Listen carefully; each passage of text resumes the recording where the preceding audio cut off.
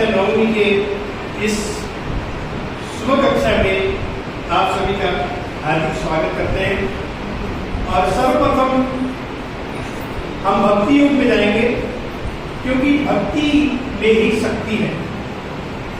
क्योंकि हमारे जो पाठ्य पुस्तक है उसमें दिया हुआ है रविदास के द्वारा रचित पद, जिसमें बताया गया है कि अब कैसे छूटे राम नाम रट लागी, अब कैसे छूटे, अब मेरे से साथ बोलिए, अब कैसे छूटे राम नाम रट लागी। तो यहाँ पर कवि, इसका नाम है पद, किसका पद है? रविदास का पद है। और इस कविता में ये भक्ति युग का है, लेकिन आज के जमाने में भी भक्ति की जरूरत है। आज बच्चे, आपको मालूम क्यों बिगड़ रहे हैं? क्योंकि भक्ति की कमी हो गई है, अपने ध्यान की कमी हो गई है। अगर आप मेडिटेशन करेंगे, भक्ति करेंगे, तो जरूर आप में सुधार आएगा।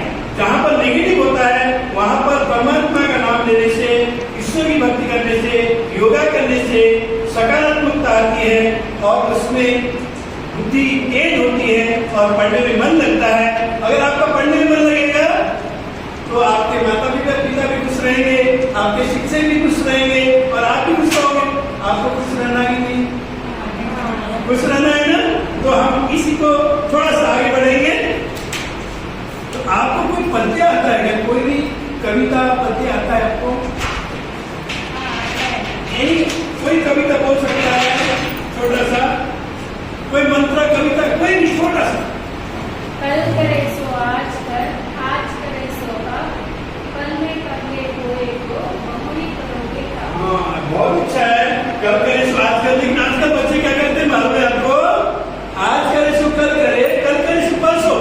अभी हिस्ट्री क्या चलती है, अभी तो पढ़े हैं परसों, ऐसा बोल देते हैं। इसीलिए कभी भी नेगेटिव नहीं लेना, क्योंकि हम आपको जितना भी शिक्षा देंगे वह जो है आपके चौमुखी विकास के लिए, आपके चारों तरफ की विकास के लिए होगा। लेकिन हम बात में ध्यान देंगे तो इसमें आप क्या करेंगे? रसास्वादन करेंगे। रसास्वादन मतलब क्या रहता है कि उस कविता से आनंद लेना। आपको मालूम साहित्य, साहित्य किसको बोलते हैं? एक साहित्य शब्द है साहित्य। साहित्य मीन्स लिटरेचर।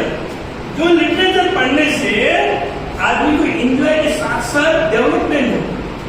जो हम पढ़ते हैं उसमें अगर आपको विकास भी चाहिए और मनोरंजन भी चाहिए, क्योंकि कई हम नावल पढ़ लेते हैं तो उसमें क्या होता है, केवल मनोरंजन होता है। लेकिन साहित्य पढ़ने से मनोरंजन तो होता ही है, साथ साथ में आदमी का विकास भी होता है। तो आप जो है अभी पढ़ेंगे, थोड़ा सा पाठ की ओर ध्यान देंगे।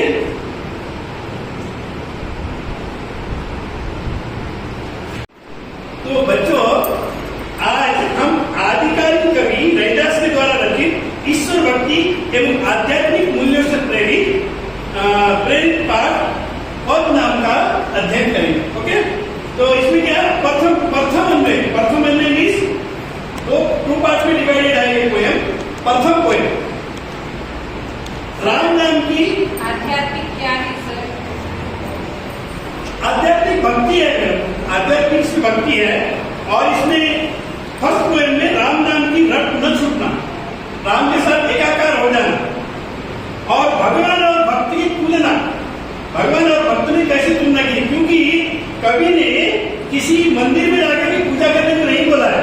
कवि ने कहीं भी बाहर भगवान को ढूंढो, पूजा करो, ये नहीं है। कवि एक आपस में तुलना कर रहे हैं।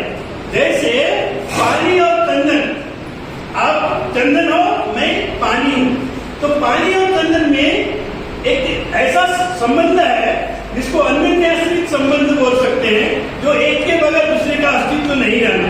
तो इस तरह से कवि ने जो है, कवि द्वारा अपनी भक्ति प्रकट करना, अपनी भक्ति जो है कवि ने इस तरह से प्रकट की है। और द्वितीय अन्वय यानी सेकंड पोएम में भगवान का अपने भक्त के प्रति प्रेम, कहते हैं कि भगवान भक्त के प्रति इतना प्रेम देते हैं कि भगवान खुद को छोटा बना देते हैं।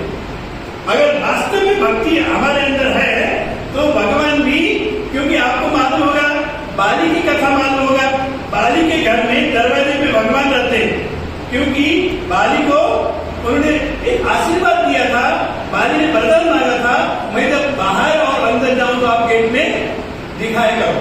तो इस तरह से भगवान भक्त के वश में हो जाते हैं। और ईश्वर का गुणगान, क्योंकि किसी की भी महिमा जब बताई जाती है तो जो है वह प्रसन्न हो जाते हैं। और तीसरा है प्रसिद्ध संत कवियों का वर्णन, क्योंकि जो जो बड़े बड़े कवि हुए हैं उन सब ने आपके नाम से अपना जीवन कृतार्थ किया है, तो हम भी अपना जीवन कृतार्थ कर सकते हैं। और दूसरी बात, जो भगवान सबके ऊपर समान रूप से स्नेह रखते हैं, क्योंकि वो कुछ धनी गरीब यह नहीं देखते कि वो जो छुआछूत, इसमें एक वर्ड आया है छूत बोल के आया है, छूत मीन्स छुआछूत, जो कि अनटचेबिलिटी बोलते हैं। तो उसमें भी उन्होंने कहा है जो छोटे से छोटा है उसको आप जो है एक उचित स्थान प्रदान करते हैं, जो कि सामान्य दुनिया जिसको दरकिनार कर देती है उसको भी आप अच्छे पोजीशन में बैठा देते हैं, आसन देते हैं। ऐसे आप जो है सबके मालिक हैं। और इस तरह से शिक्षण में, अब शिक्षण विधि में कविता का केंद्रीय भाव इस मुख्य भाव। तो केंद्रीय विधि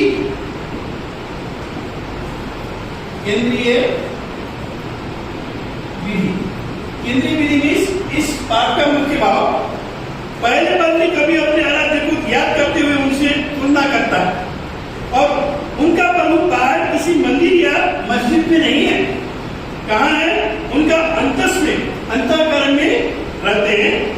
और यही नहीं, वो हर हाल में, हर काल में और उससे श्रेष्ठ सर्व गुण संपन्न है, इसलिए तो कवि ने उन जैसा बनने की प्रेरणा मिलती है।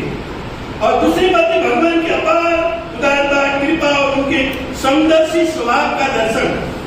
समदर्शी सबको एक समान मानने वाले वर्णन है। रैदास कहते हैं कि भगवान ने तथाकथित निम्न कुल के भक्तों को भी सहज भाव से अपनाया है और उन्हें सम्माननीय कोई स्थान दिया है।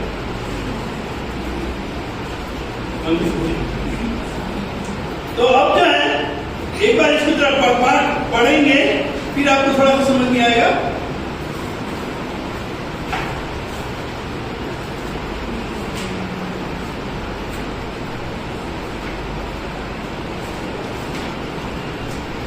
तो आप लोग थोड़ा मेरे साथ पढ़ेंगे। अब कैसे छूटे राम नाम रट लागी, अब कैसे छूटे राम नाम रट लागी, प्रभु जी तुम चंदन हम पानी, जागी अंग अंग वास समानी, प्रभु जी तुम घन बन हम मोरा, जैसे चितवत चंद चकोरा, प्रभु जी तुम दीपक हम बाती, जागी ज्योति भरई दिन राती, ऐसी लाल तुझ बिनु कौन करे, ऐसी लाल, आपके बीच में कोई शब्द ना आए तो आप पूछ सकते हैं, ऐसी लाल तुझ बिनु कौन करे, गरीब निवाज कुसैया मेरा माथे छत धरई। तो यहाँ पर कुछ वर्ड आ गए हैं जो कि हिंदी में जनरल हम लोग प्रयोग नहीं करते हैं। जैसे आया है कि लाल, आपने लाल शब्द सुना होगा, कौन सा है? लाल बहादुर शास्त्री, लाल शब्द सुना है ना। तो लाल का मतलब यहाँ जो है प्यारा है और भगवान है, क्योंकि लाल भी स्वामी। तो लाल शब्द है। ऐसे बहुत सारे शब्द हैं। बास मीन्स गंध, और घन मतलब बादल, और चितवत मीन्स कंटिन्यूसली सीइंग, देखना, और चकोर मतलब तीतर, और भी मैं माथे छत्रु धरे मीन्स मस्तक पर स्वामी होने का मुकुट धारण करता है, जो ब्लेसिंग देता है। मतलब जो छतरी है, हम जनरली बारिश में छतरी ओढ़ते हैं, लेकिन भगवान की छतरी होने पर वो एक आशीर्वाद है ताकि आदमी जीवन में से रह सके। ओके ना? तो इस तरह से आप जो है पाठ को पढ़ेंगे और अंत में गृह कार्य में इस पाठ का अभ्यास आप लोग लिखेंगे और इस कविता का जो केंद्रीय भाव है उसको अपनी भाषा में सरल हिंदी में आप लोग उतार देंगे। और लास्ट में है परियोजना कार्य, जो कि प्रोजेक्ट है, उसमें आप इन्हीं के जैसे रविदास के समय के कुछ भक्ति कालीन कवियां हैं, लाइक कबीरदास हैं, ऐसे कुछ कवियां हैं जिनका आप पिक्चर सहित कुछ पद निकाल करके इस अपने प्रोजेक्ट बनाएंगे, परियोजना पूरा करेंगे। इस तरह आप लोगों को इस में जो है भक्ति भावना आपके अंदर सदा परिपूर्ण रहे।